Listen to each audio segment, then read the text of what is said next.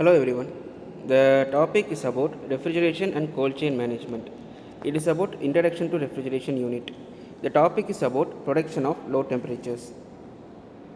Cascade refrigeration system. One of the solutions for such cases is to perform cooling in two or more stages, that is, two or more cycles who work in series. These refrigeration cycles are called cascade refrigeration cycles. This system employs two different refrigerants operating in two individual cycles. They are thermally coupled in the cascade condenser. The refrigerant selected it should have suitable pressure temperature characteristics. The cascade refrigeration systems commonly used in the liquefaction of natural gas and some other gases. In large industrial cascade refrigeration system, this system is employed to obtain temperatures of minus 40 to minus 80 degrees Celsius, that is a very low temperature. Cascade refrigeration systems. Very low temperature it can be achieved by operating two or more vapor compression systems in series, which is called cascading.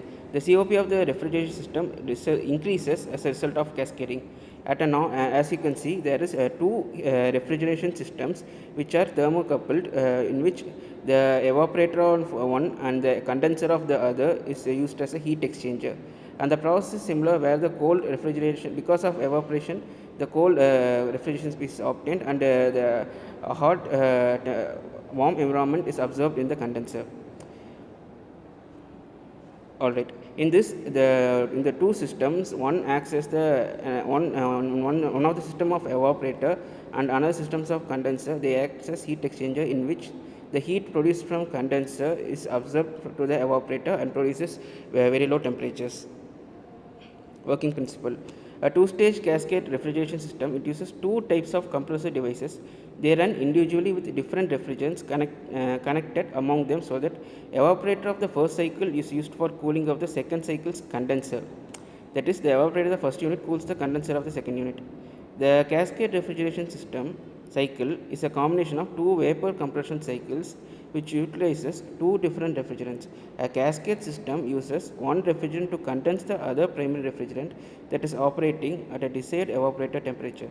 This approach is usually used for temperatures levels less than minus 80 degree Fahrenheit, when light hydrocarbon gases or other low boiling gases and vapors are being cooled. Types of cascade refrigeration system. There are various types in cascade refrigeration systems. For example, two-stage cascade, three-stage cascade refrigeration system, four-stage cascade system, and five-stage cascade system, and it may go up to various stages. The higher the stage used, the lower will be the temperature it receives. This system, it has the following advantages compared to a two-stage compression system. In this, energy is saved because the system allows the use of refrigerants that have suitable temperature characteristics for each of the higher temperature side and low temperature side. It allows stable ultra low temperature operation. The running cost is inexpensive. Repair is also easy. These are the applications. Now we are going to see about various applications of cascade refrigeration systems. In this, it is used for liquefaction of petroleum vapors. It is used for liquefying various industrial gases like carbon dioxide, etc.